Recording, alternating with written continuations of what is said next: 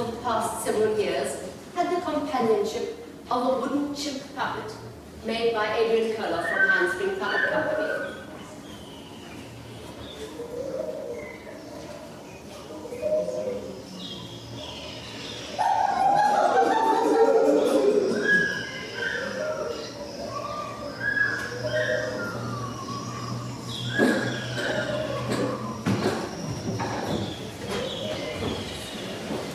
I'm interested in this being because the ape has, for a long while, provided a metaphor for the limits and the preoccupation with the limits of the human being.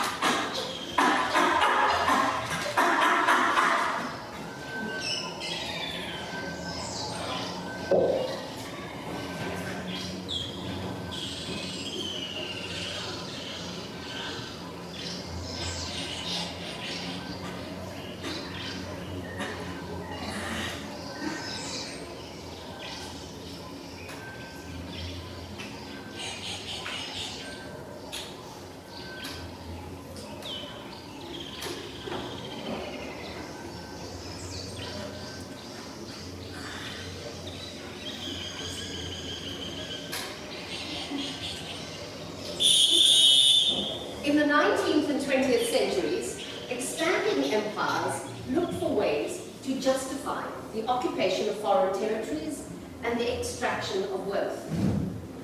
The political framing of a quasi-scientific question about the species emerged as an attempt to redefine the threshold of the fully human and the almost human. That inquiry would turn out to have a murderous intensity. This lecture thinks about some of the complexity of the relationship between primate research, race theory, and artificial intelligence.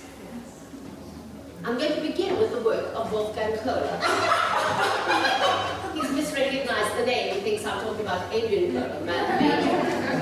In fact, I'm talking here about Wolfgang Koller, the pioneering Prussian primatologist, who inaugurated the most significant inquiry into chimp research in the past century, and who is, as far as I can tell, no relation to Adrian Koller.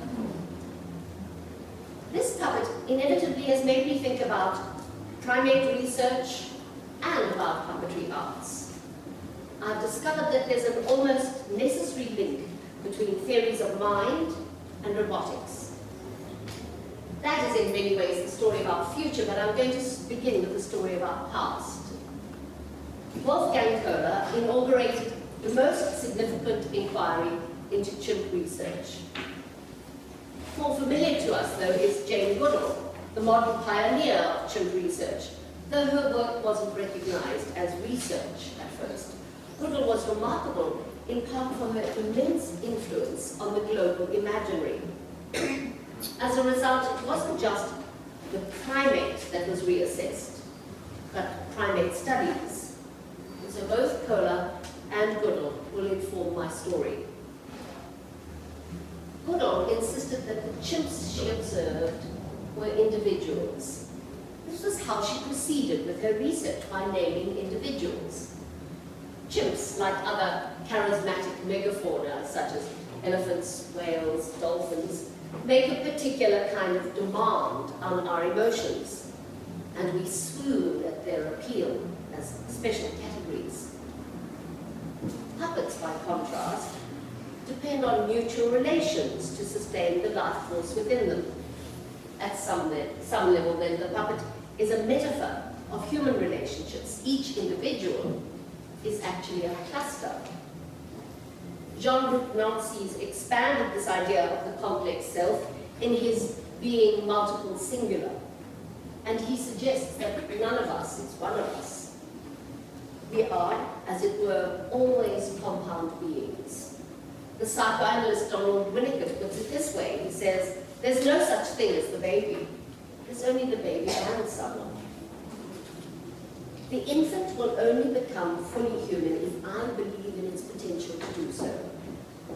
If I project a performance of its subjectivity into the sensory complex that waits for me to expand my personhood into it. I think this is why we're inclined to believe in the puppet. We believe in the puppet because we are hardwired to do so, because the puppet provides an emblem of our species' method of reproducing itself, believing in the potential life force inside the object. We project ourselves into one another, and that's the basis of sympathy. Sympathy might in such terms be understood to be implicated both in how we think about identity and how we think about difference. It's been an immense category within recent humanistic inquiry, within the history of the human, and certainly the history of this region, with empire and slaughter as part of its defining modernity. Race became a category through which to straddle the boundary between identity and difference. Race disrupted the traditions of thinking about species, even though Darwin had asserted there is only one race for the person, the human race.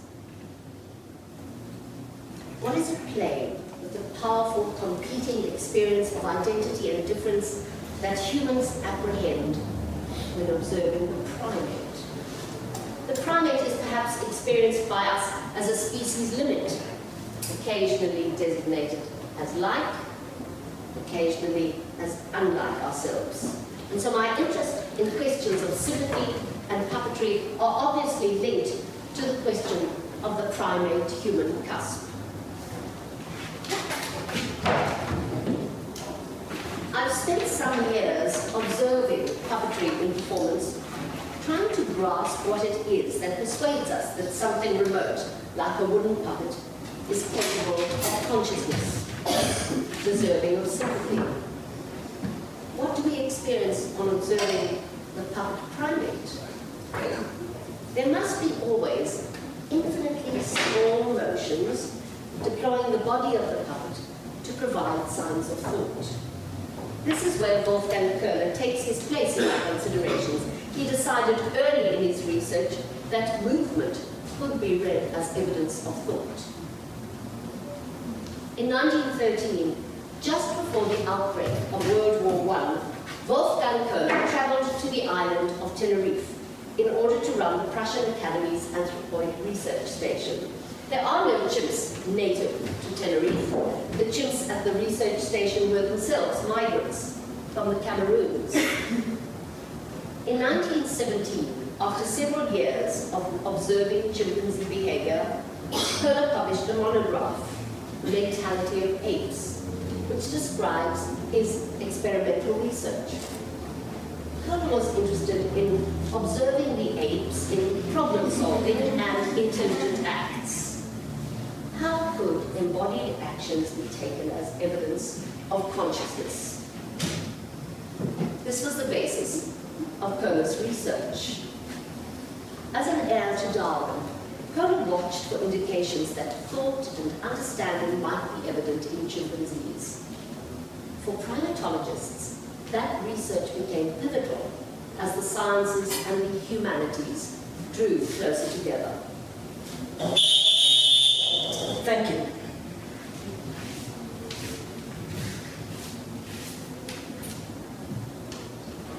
I set up for the chimps several tasks with definite ends, but constantly blocked the chimps' direct route to their objective, though I did leave an indirect route open to them. I determined that the chimps could solve their problems by imagining figurative or oblique paths through the problem. They were indeed demonstrating insight. Their reasoning was based on interpreting the relationships between things, extrapolating and working through to the end to ensure that they understood what was happening.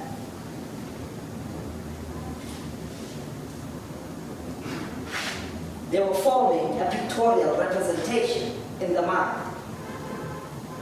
The tasks which I set up for the chimps that are most renowned revolve around wooden boxes, bunches of bananas, and a high wire. The chimps would solve their dilemmas by fashioning short sticks together to produce a tool for their use. Here, the chimps were in a contained environment responding to defined tests.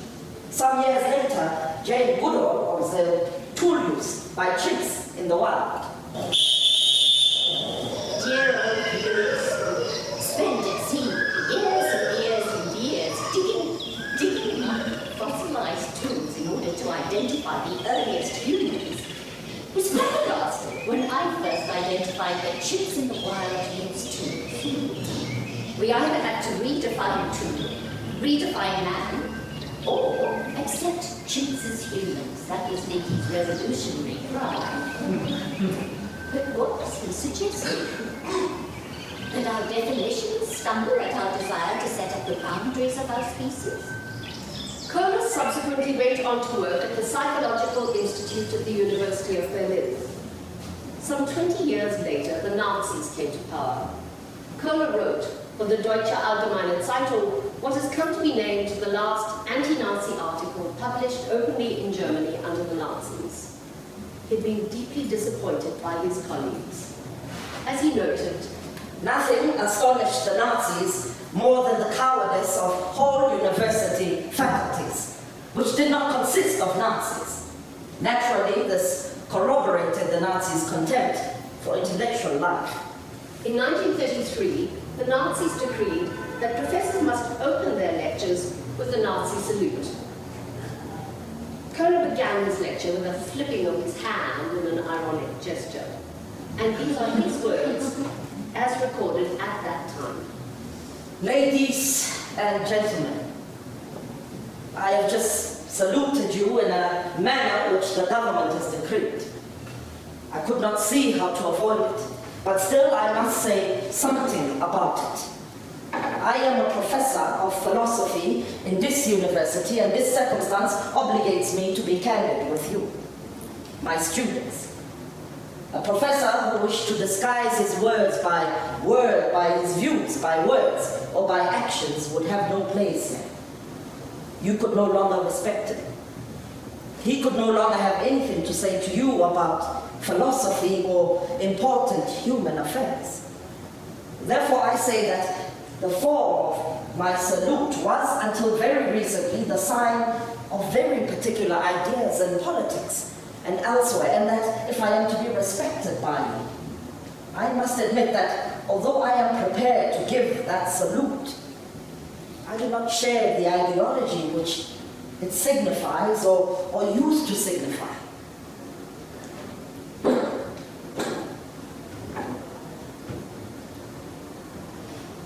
Nobility and purity in purpose amongst the Germans are ideals for which the National Socialists are fighting hard. I am no National Socialist. In December, Kohler's psychology colloquium was placed under guard by Nazi troops who searched students for their student cards as they left the venue. Kohler at first negotiated a kind of truce with the rector of the university, Eugen Fischer. But after a series of increasingly threatening episodes, Kohler resigned when his Jewish colleagues and assistants were dismissed. 6 months later, he removed himself to the United States. The rector at Berlin, Eugen Fischer, was working on eugenics. His research had derived in large part from his work on the bustlers in German Southwest Africa, the area now referred to as Namibia, and our neighbor, and at one time under South African administration. Fischer's studies resulted in a prohibition of mixed marriages in the German colonies. In 1924, Hendrik Verwoerd, the so-called architect of apartheid, had completed his psychology doctorate on the blunting of the emotions. And in 1926, he won a scholarship to pursue his studies at several institutions in Germany, one of which was the University of Berlin. He presumably had contact with the work of both Kohler and Fischer. On one hand, Wolfgang Kohler was engaged in exploring how he could identify insight in chimpanzees. On the other hand, Eugen Fischer was attempting to exclude human beings from the family of man. Kohler's research on Tenerife had persuaded him that the chimps demonstrated reflexive thought, what he characterized as insight, something that had been associated exclusively with the human. In the first pages of his Mentality of Apes, Kohler describes the chimp's self-aware reflexiveness. He describes the processes of the chimps as plastic, mobile, and he sees in this the logical starting point of theoretical speculation.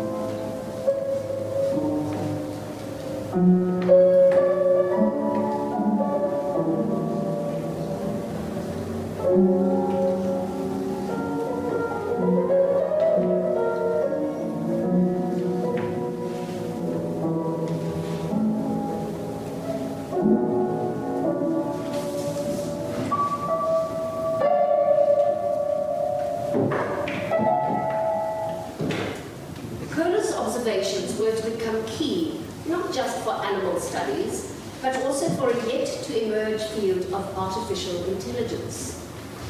The real objection, Kohler posited, was that the machine could not be shown to have insight. However, in World War II, Norbert Wiener had worked on missile technology, exploring how electronics could use a feedback principle. In other words, a missile could change its flight path in response to information about its current position and direction. Could the missile be said to have insight? Was the question even possible without the research of Wolfgang Kohler? When Wiener published his study of artificial intelligence, Kohler published a review in 1951, expressing his misgivings that electronic devices could be characterized as producing anything like human thought. The implications have an early resonance for us today in an era of drone technology. Wiener, writing in his Cybernetics, or Control and Communication in the Animal and the Machine, had posed the problem several decades ago. There are those that hope that the better understanding of man and society, which is offered by this new field of work, may anticipate or outweigh the incidental contribution we are making to the concentration of power. Now, I write in 1947, and I am compelled to say that is a very slight hope. The arts were finding their own way to interrogate the questions raised by science. In 1956, Beckett had been invited to work with the Sadler's Wells dancer, Derek Mandel, to contribute to a dance program. A few weeks later, his short play, Act sans parole, Act without words, entered the world. And of course, there are words in Beckett's play, just not words spoken on stage. The words are stage directions, and they are sketching a scene.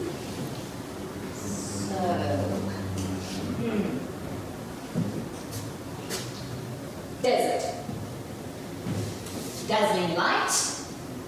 The man is flung backwards on stage from right wing. He falls, gets up immediately, dusts himself, turns aside, reflects. The man in the drama is eventually subjected to a series of small torments as various oddments are offered as distractions. A little tree is lowered from the flies, and a pair of tailor's scissors. A cube upon which he sits is yanked away from under him.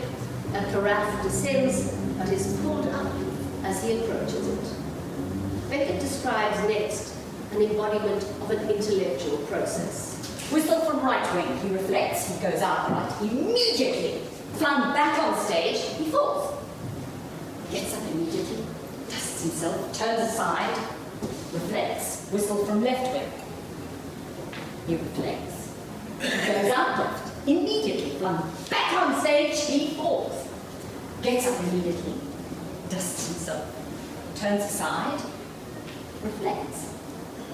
Whistle from left wing. He reflects. He goes towards left, but hesitates. Thinks better of it. Halts. Turns aside. He reflects. The man in the scene first hesitates. That hesitation is a visual flag for thinks better of it. He then halts and turns aside and reflects. This is the external manifestation of thought. It's no surprise to discover that Beckett had been reading Wolfgang Kohler's Mentality of Apes.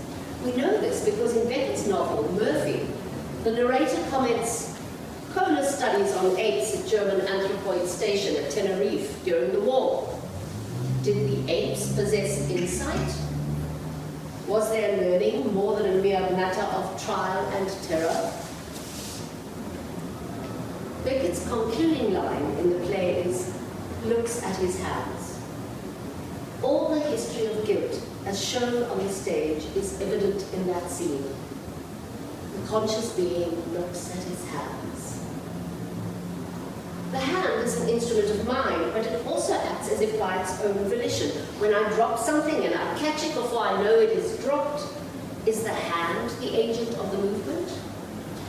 We seldom see our face each day, but spend all of our working life looking at our hands, those instruments with which we cling to the world. Engels in 1876 had written the part played by labor in the transition from ape to man, and he notes that the hand is not only the organ of labor, it's also the product of labor.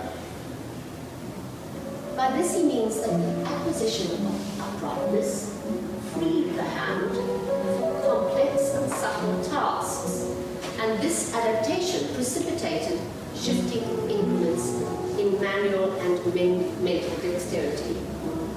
Working with the hand makes the hand into the hand.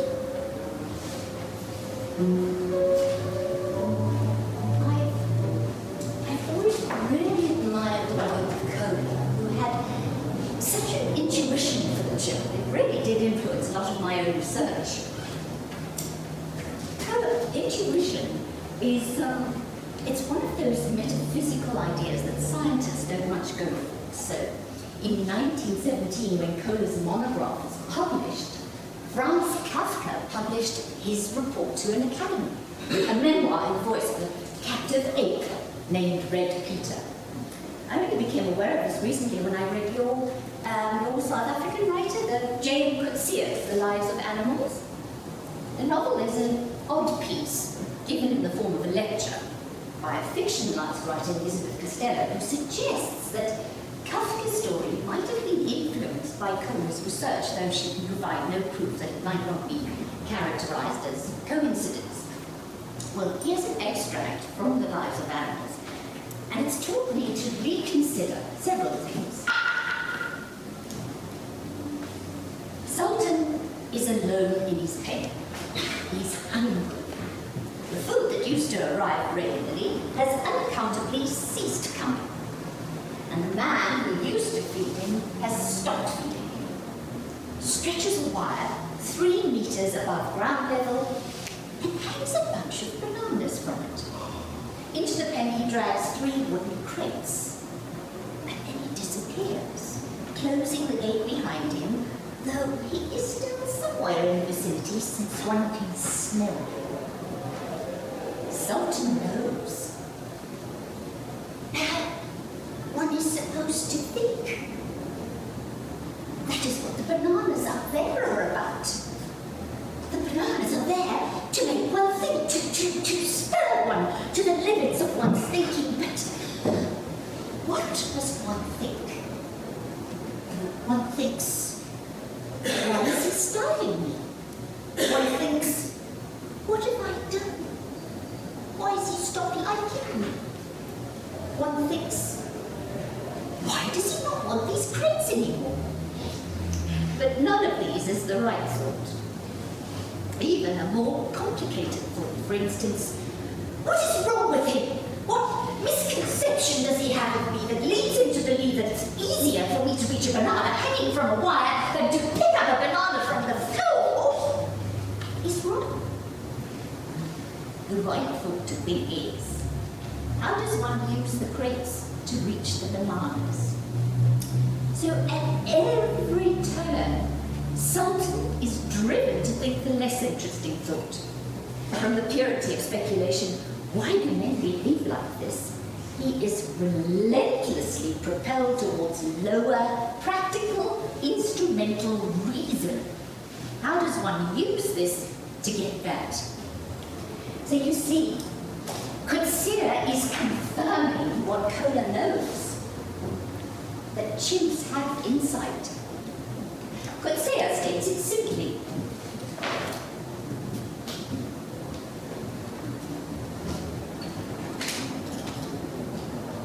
Sultan knows.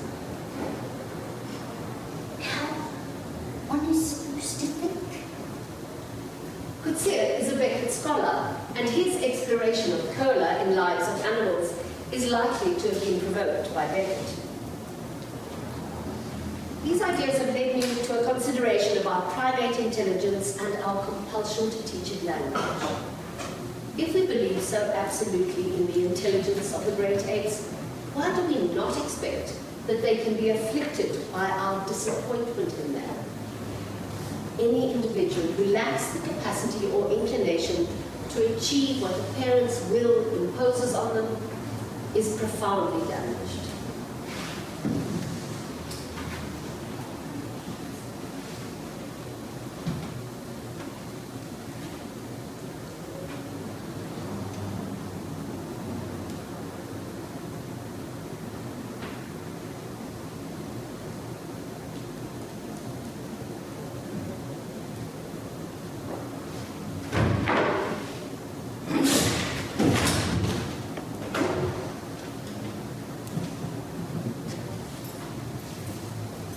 I couldn't completely shake the feeling that I had been a disappointment. Despite all the efforts undertaken on my behalf, the research was generally understood to be groundbreaking, though each decade gave rise to a new hypothesis. Was it tool use that defined species? Was it language? The scientists became obsessed with this idea that would have a profound influence on my existence. I'd always understood that I would be called upon at some point or another to give myself up to a greater task on behalf of others. Now those who live life fully and the those through whom we live. In an effort to answer the question of primate intelligence, I was going to be raised as if I was a chimp. At the homestay, I had by chance observed a hypnotist in performance. Those were foolish games, people running around, play acting like chickens, and a man who thought he was a rhinoceros. At the homestay, the director observed my obvious interest. He must have recognized in me a real propensity to submit myself to an overbearing will. I was selected to pioneer an exploration by becoming an ape. What are the limits of empathy? The director was intellectually disposed to ask. After receiving several months of deep hypnosis, I entered into the condition, no, the being of a chimpanzee.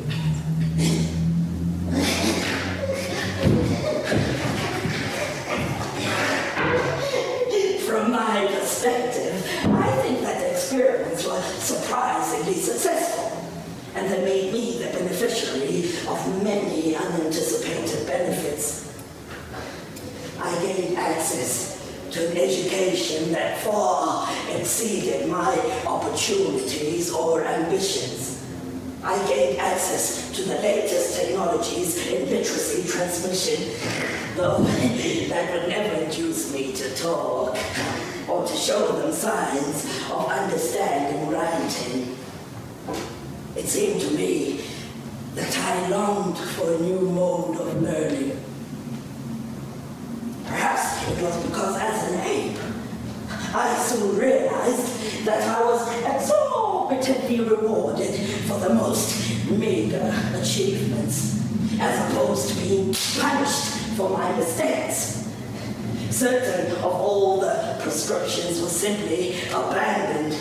No one ever admonished me for playing with my food. They were following a program of research.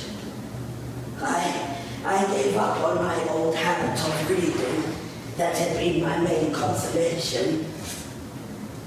I now realize that I no longer have the capacity to write home, though I would have liked to send a secret missive to my father, explaining to him that I had rather been afraid of him. I no longer have the ability to do that. Don't delay doing those things that you might at some point regret having avoided. For me, there are two things, amongst others. One wanting nothing more than to stay where he is, and the other who thinks life might be slightly less horrible further on.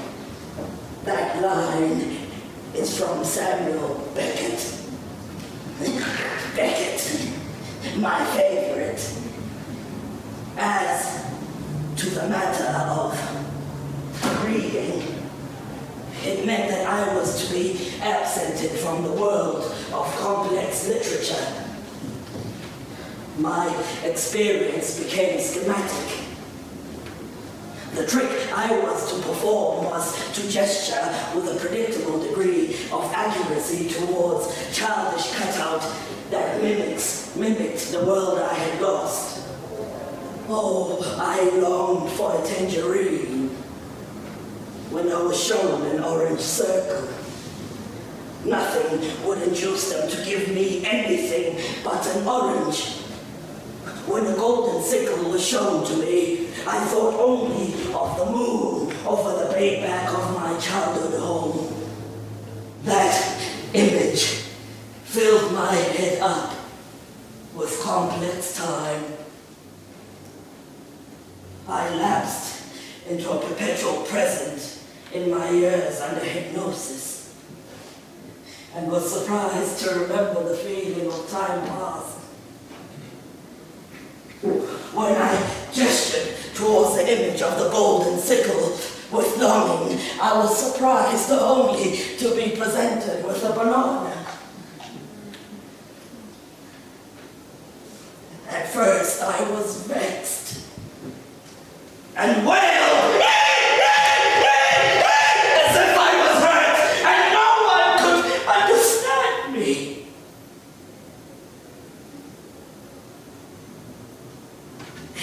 After some time, I realized that there were strategies I could deploy to appease the ache in my soul. I made do with bananas. Many of us by now have seen Laurie Anderson's dog playing avant-garde music or making artworks. There's just enough irony left in Anderson's tone of voice to make us feel that we are in a place of play. But what of a chimp who no longer gets rewarded because it fails to produce what its researcher needs in terms of acquisition of language skills? What if abstract thought in the chimp is being replaced by a Pavlovian urge to be rewarded? And what if the chimp is not just a scientific research instrument, but a sensible and intelligent being? There are meanings too for both chimp and observer when they are entwined in a complex of feeling and thought.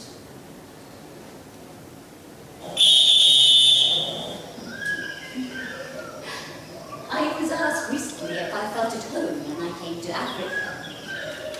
No, I answered, I felt at home in Africa before I even got there. My mind was filled with African texts. I was born Valerie Jane. But at 17, I decided for myself that I was Jane and adopted that name. So at 23, I went there to the bush to watch. For months and months, I watched, noting what I saw. That was science. Well, science finally called me forth. Would I present my research at a conference? Well, I was just sitting there, chimp-like on my rock, pulling out the prickles and thorns, and I had to laugh at the so-called Miss Goodall who said to be doing scientific research somewhere. Much better to be me, I thought. Just living with and like the chimps. And so I went there to live amongst them. Habituation. And I discovered that if I was unobtrusive, that the chimps would carry on just as if I were not there. It was really wonderful to have this kind of relationship with a troop of wild animals. And I was able to observe so many things never seen in the wild before. George, who had been working with gorillas, wrote to me and said that if I could observe chimps eat a meat or using a tool, a whole year's work would be justified. And then, just 2 weeks later, I spotted 2 chimps up in a tree. One of them, big male, was eating away the softish pink lump. And every few seconds, the female would tentatively reach towards him. Was it honey, I thought? And then he climbed up to the very top of the tree, lifted it to his mouth, and he seemed to suck rather than bite at the limp end. It was meat. Well, it was all terribly exciting, and rather like a detective novel, with not only the end chapter missing, but the beginning as well, because you have this unidentified victim. You don't know how he met his death, and you're not sure who the murderer is. You have this pale, slightly mottled face with this white conspicuous beard and pink, rather flabby testicles. And then, 2 weeks later, I was given a demonstration of how chimps fashioned a termite fishing rod in order to extract the insects out of their mouth. Well, back then, we didn't know that chimps can catch human diseases like polio. So we didn't imagine we were doing any harm.